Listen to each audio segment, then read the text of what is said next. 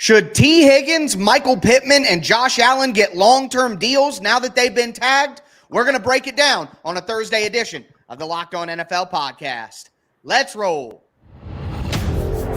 You are Locked On NFL, your daily NFL podcast. Part of the Locked On Podcast Network, your team every day.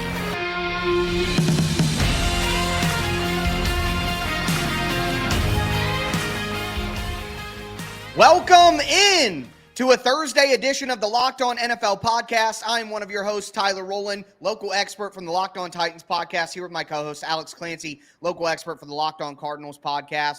It is tag time in the NFL. We just passed the NFL franchise tag, and that means it's a perfect time to debate whether these players should stay on the tag, get traded, or get a big time deal. Before we get into that, I do want to let you know that today's episode is brought to you by Game Time. Download the Game Time app, create an account, use the code Locked On for $20 off your first purchase. Thank you for making Locked On NFL your first listen each and every day, Monday through Friday. NFL content all year round, always for free. You're not going to beat that anywhere else. Make sure you get subscribed, stay subscribed to the Locked On NFL podcast. It's your team every day. So, Alex, a couple of weeks ago, we had this conversation in a different way. It was before a lot of these guys got the franchise tag. The debate was, do you franchise tag them? What do you do with them there? But now we know that 8 players, and then 9 if you include the transition tag, have been tagged after the March 5th deadline. So what should these teams do with them going forward? Big deal, keep them on the tag, or trade them? All right, and we got some new names in the franchise tag bin. We are going to start with wide receiver Michael Pittman for the Indianapolis Colts. Now, according to recent reports, they weren't very close on a long-term contract deal, and that makes things kind of shaky for the Colts, who I think really need to keep a number one option around for Anthony Richardson as he tries to return to health and get back in the saddle in 2024. Alex, if you were the Colts with Michael Pittman, would you do a long-term deal? Would you play him on the franchise tag, or would you try to trade him? I think they just got to keep him. I think you got to extend him. You know, I don't know. He's not elite. I don't think. Maybe not yet. It takes a little while sometimes for receivers to get there. Hasn't had incredible quarterback play. A lot of old dudes throwing him the ball. Hasn't had real help in that wide receiver room, to where he gets a lot of bracket coverage, and it's hard for young players a lot of times to deal with bracket coverage. Not everybody's Jamar Chase who can just outrun people. Not everybody's Justin Jefferson. It's not like that. That's not to say that he's not an 89% grade student, and I think that's plenty to be able to get an extension. Doesn't have to be a max, but I think you give him an extension, you pay him a lot of money, and he'll be your wide receiver one for the future. Yeah, I think that's what they have to do. I'll be honest with you. If I had to give you a second choice, though, I would play him on the tag. I think getting a long-term deal done with him is in the best interest of the team and the player. But I think that if they aren't able to do that, I'm not going to trade him. I don't think that's the right move for the Colts. They still need wide receivers. But I think I would be, if they can't get a long-term deal done, I would be fine playing him on the tag. Because like you said, I think Michael Pittman is a very good wide receiver.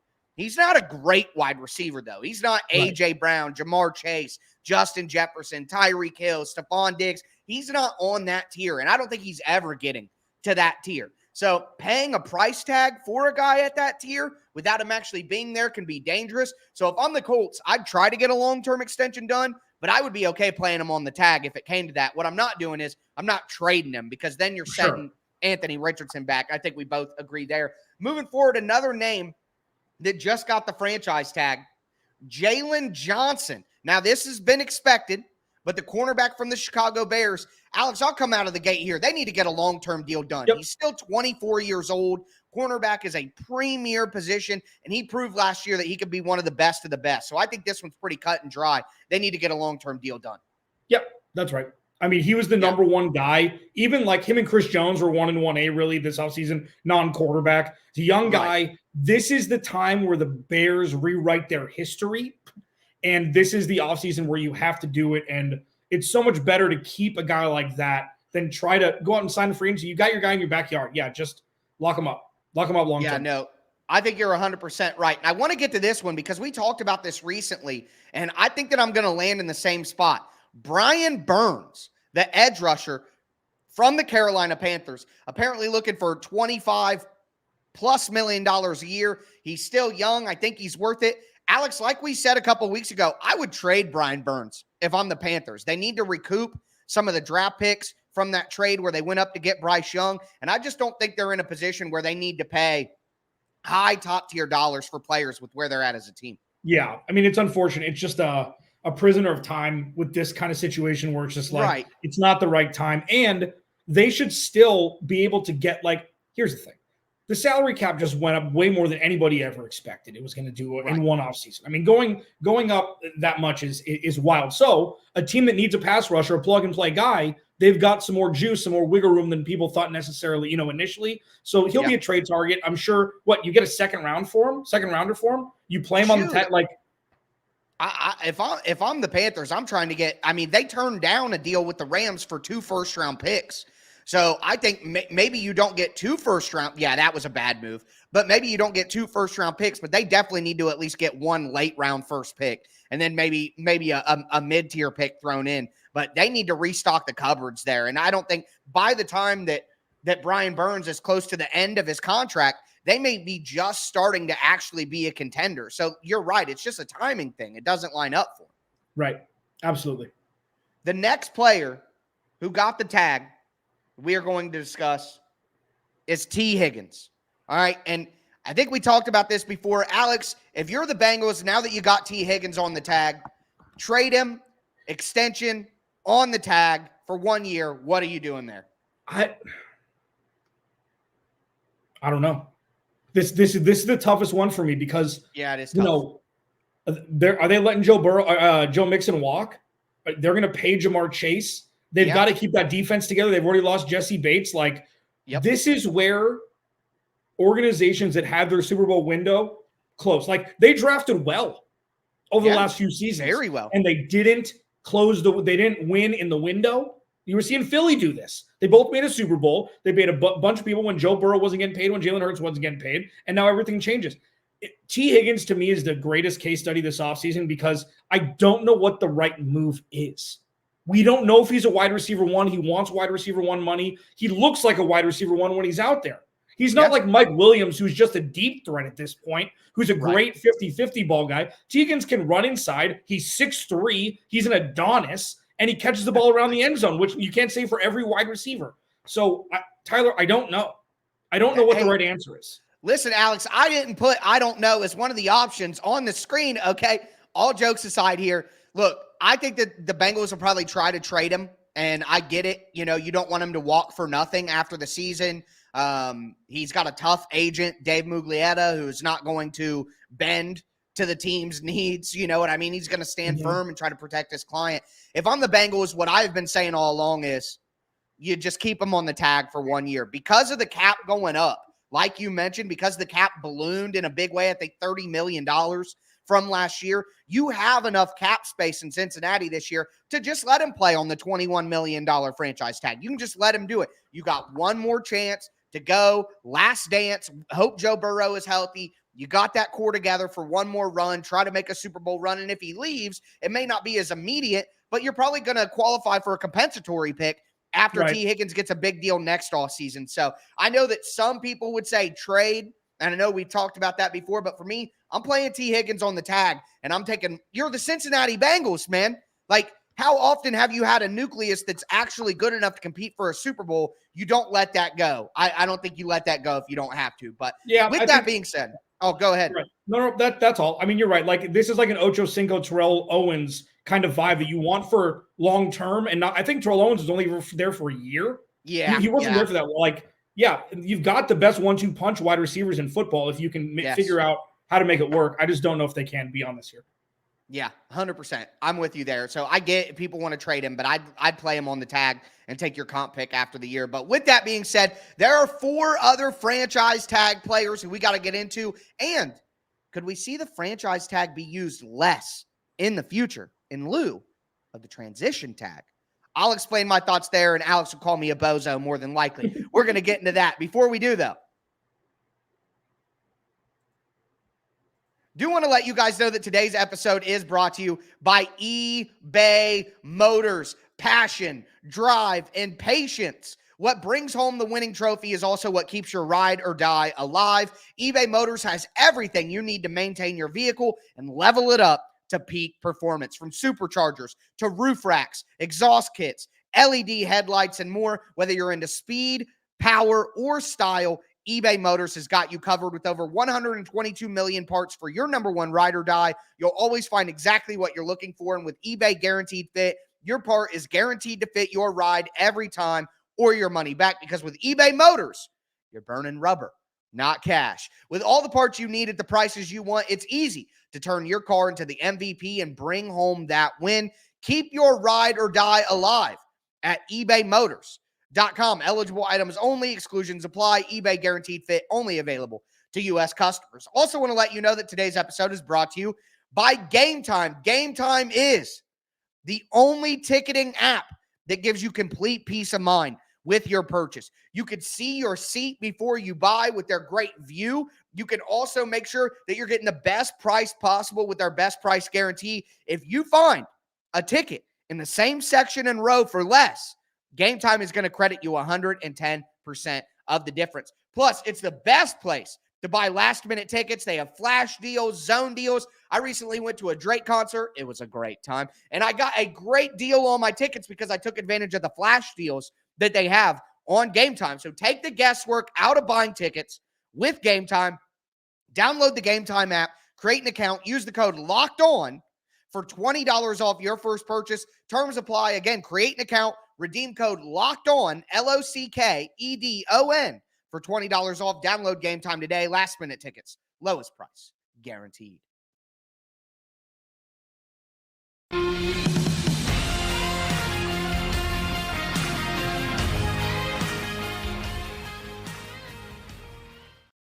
Football fans, let's continue this Thursday edition of the Locked On NFL podcast. We just talked about 4 guys who got the franchise tag and what their team should do with them going forward. But there are 4 more names that we got to get into here. A big-time franchise tag period for the NFL. A lot of news coming this week.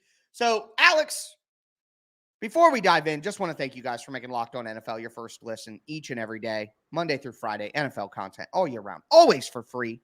Get subscribed, stay subscribed. It's your team every day. But we talked about Pittman, we talked about Higgins, we talked about Johnson, we talked about Burns.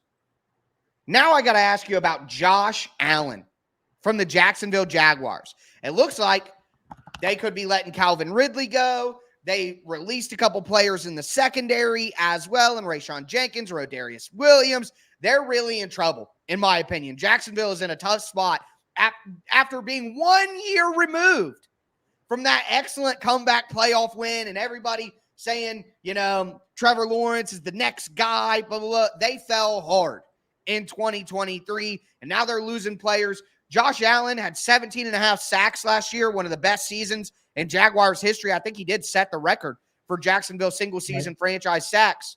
But they're in a tough spot. What would you do with Josh Allen if you were the Jaguars? Would you give him a big deal, keep him on the tag, or trade him? They don't even know what they're going to do with Trevor Lawrence yet.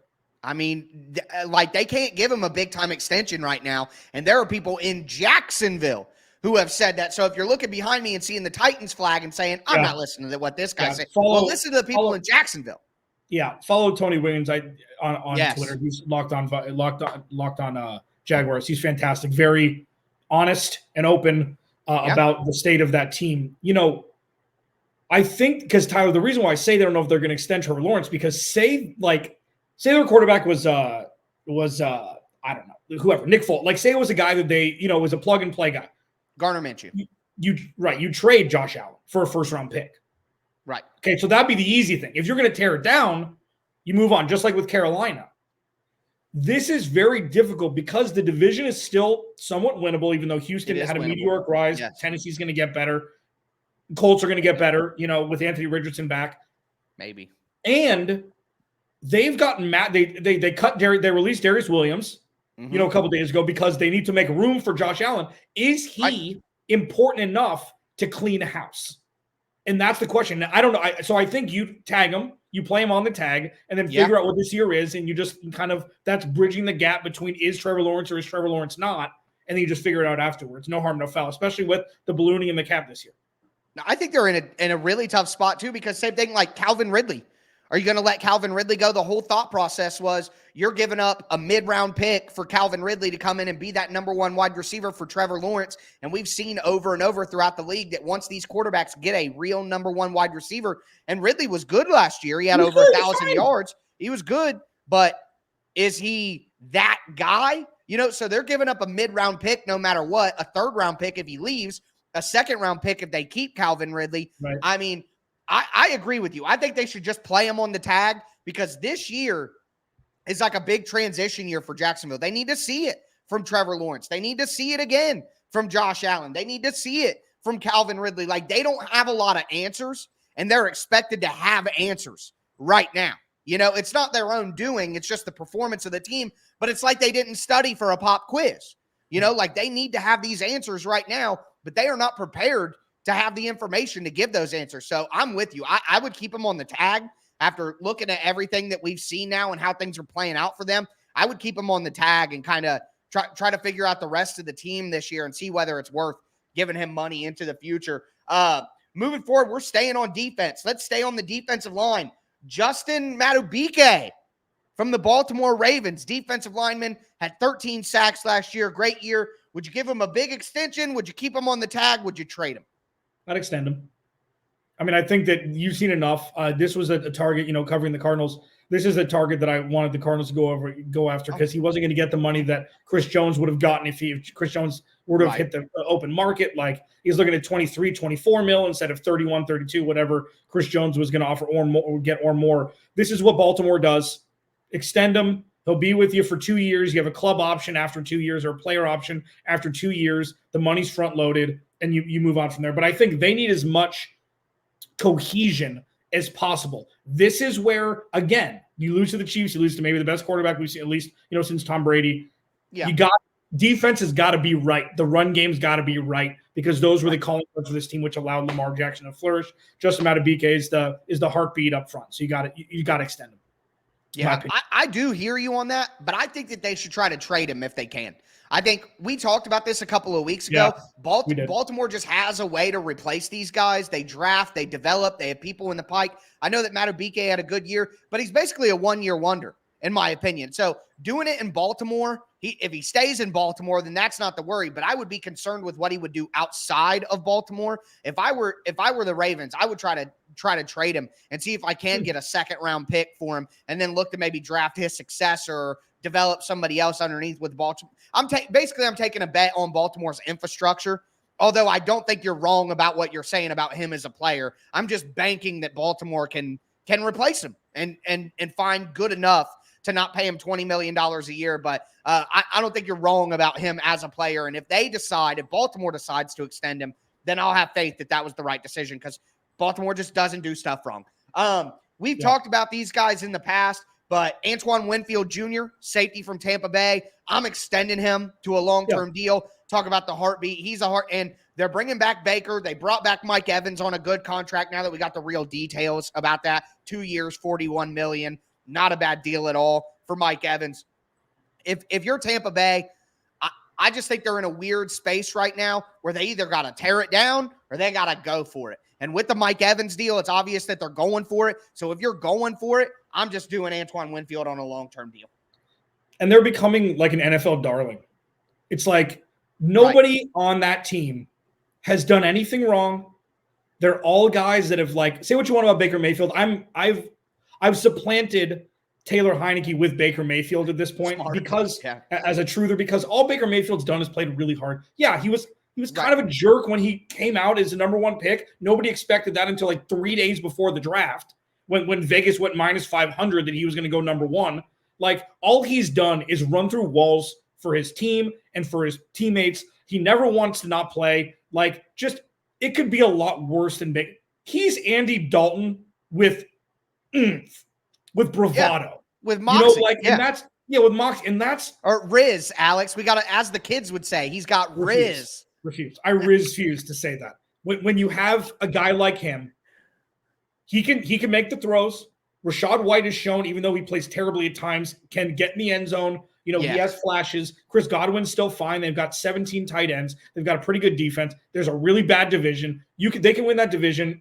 I mean, I think they're the favorite to win the division next year, unless Kirk Cousins, goes over to Atlanta. Mm-hmm. They're a team you root for. Yeah, and Antoine Winfield is the eye in the sky from atop the defense, and I think he should be going nowhere. So I agree. Yeah, they remind me as a team of like the 2004 Detroit Pistons. Like if they were to make a deep run in the playoffs, it would be like they're not fancy, they're not flashy, they don't have the superstars, but they just play tough football. They just play good ball, and they play as a team. So I get what you're saying there. I'm with you. I think extending Antoine Winfield is right. And with L'Jarius Sneed, the Chiefs have already basically made it known that they're looking to trade. And they're in a position where they can't afford to pay a bunch of people. If they want to bring Chris Jones back, which he's going to hit free agency, so they're not going to use a tag. They got O.J. McDuffie. Shout out to O.J. McDuffie, a local high school star from my childhood, who my brother married his sister. Trent McDuffie is who I mean. Shout out to you, O.J. and Danielle and Drew. But Trent McDuffie is excellent. He's a young corner. He made a lot of great plays in the Super Bowl. I think the Chiefs are not in a position right now with how their cap situation is to give a long-term deal to L'Jarius Sneed, who's 27 years old. It's a good cornerback class as well, and I think the Chiefs will be in a prime position to draft a cornerback. So I'm trading L'Jarius Sneed and seeing if I can continue to – because the only way that they can continue to be Super Bowl contenders with Mahomes' contract is to draft like crazy. So having as many draft picks as possible is key. Yeah, I mean, and they've done, aside from drafting Clyde Edwards-Helaire, they've nailed the back end of the draft. I mean, George Karlaftis, Trent McDuffie, L'Jarius, like, they've done what they were supposed to do. Leo Chanel, like, that first and second round area for the Chiefs has been a huge catalyst for them to, as you mentioned, to continue to stay afloat, pay players, and just have guys like Trent McDuffie is one of the best DBs in the league. Locked on NFL Thursday, Alex Clancy, Locked on Cardinals, Tyler Rowland, Locked on Titans. We are Locked on NFL Thursday. Thank you for making us your first listen, free wherever you get your podcast and on YouTube, part of the Locked On Podcast Network, your team every day. Tyler's going to yell a whole bunch of things next segment. I'm going to let him do it. But first,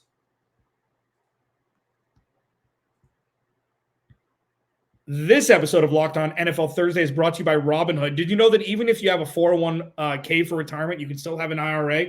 Robinhood has the only IRA that gives you a 3% boost on every dollar you contribute when you subscribe to Robinhood Gold. But get this, now through April 30th, Robinhood is even boosting every single dollar you transfer in from other retirement accounts with a 3% match. That's right, no cap on a 3% match. Robinhood Gold gets you the most for your retirement thanks to their IRA with a 3% match. This offer is good through April 30th. Get started at robinhood.com/boost. Subscription fees apply. And now for some legal info. Claim as of Q1 2024, validated by Radius Global Market Research. Investing involves risk, including loss. Limitations apply to IRAs and 401ks. 3% match requires Robinhood Gold for 1 year from the date of first 3% match. Must keep Robinhood IRA for 5 years. The 3% matching on transfers is subject to specific terms and conditions. Robinhood IRA available to U.S. customers in good standing. Robinhood Financial, LLC, member SIPC, is a registered broker-dealer.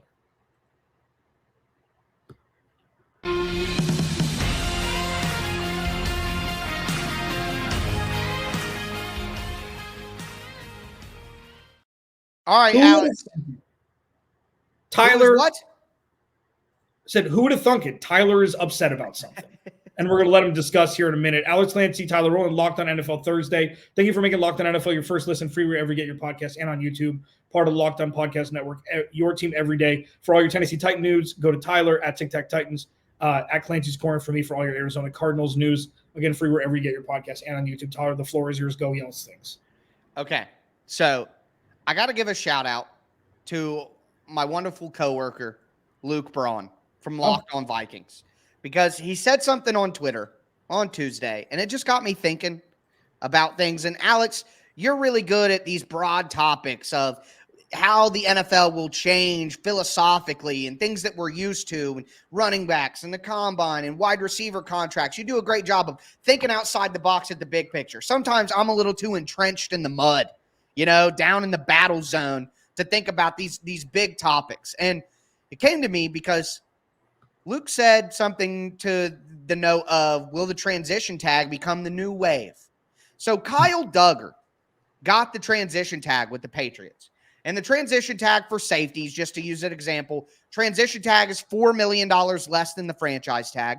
And when you're on the transition tag, the player can go out, negotiate a contract with a different team, and if a different team gives him an offer and he accepts it, the current team, which would be the New England Patriots for Kyle Duggar, they can either go ahead and say, hey, we'll match that deal, or the new team gets the player, but they have to give up 2 first-round picks. All right. Everybody made a big deal about no one going after Lamar Jackson, right? Lamar Jackson was placed on the transition tag, which gave other teams the ability to negotiate with him, sign him to an offer sheet, all of that. But no team was willing to pay the 2 first-round pick price. Also, teams don't want to do the homework for the other team. Like if I negotiate a deal with Lamar Jackson and the Ravens just match it, well, I did their homework for them. I did all the work on negotiating with the player and pissing off the agent and going through all the details of guaranteed money and outs and options and incentives. And I did all the homework for the team that gets to sign him anyway. So even if I do sign the player, I got to pay 2 first-round picks plus the contract. And if I don't sign the player and he goes back, I just did a bunch of work in my financial department for another team. I did their homework. So what I'm saying here is, because we know that teams don't want to do the homework for the contract for another team, right? And teams don't want to get, how many players in the NFL are worth 2 first-round picks? Handful. 5? Yeah. 4? So will teams, even though it appears to be more risky because the player can go out and negotiate with another team, will teams start to go away from the franchise tag because it's more expensive and go with the transition tag because they know that other teams, 1, don't want to do their homework for them, and 2, aren't going to pay. Like, no one is paying 2 first-round picks for Kyle Duggar. Nobody is doing that. Even if you want Kyle Duggar, you're not paying 2 first-round picks for Kyle Duggar, a good safety. So are teams in the future, Alex, going to go with the transition tag more than the franchise tag, even though it's riskier because A, it's going to be cheaper, and B, it's so punitive for teams. Like, all the guys we just went through, Michael Pittman, Brian Burns, Jalen Johnson, L'Jarius Sneed, Antoine Winfield, Josh Allen, Tee Higgins, Justin Madubuike. No one is giving up 2 first-round picks for them except maybe Brian Burns. And that was a year ago. He's a year older now. Maybe that. No one is doing that. So basically what I'm saying is I think Luke is on to something, and we could see teams start to use the transition tag instead of the franchise tag, because even though your player can go out and negotiate and it's not exclusive, the odds of a team paying the first 2 round picks, the odds of a team doing your homework for you are very low. So you get that discount with the transition, and you don't really have the risk of losing them at all. Yeah. Okay. So while dictionary definition wise, which is what you gave and the reasons behind it, which makes sense, it's already sticky water. Water's never sticky. It's already sticky ground to franchise a player and not extend them. That is right. It does upset the player. Yeah. It's team first. Yes. They get their payment now. Usually it's more than they've ever made in a year. Right. Okay.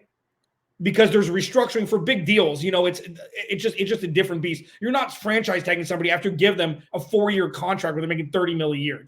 It doesn't happen as much. So it's usually a rookie or a quarterback who's getting their first big money. Okay.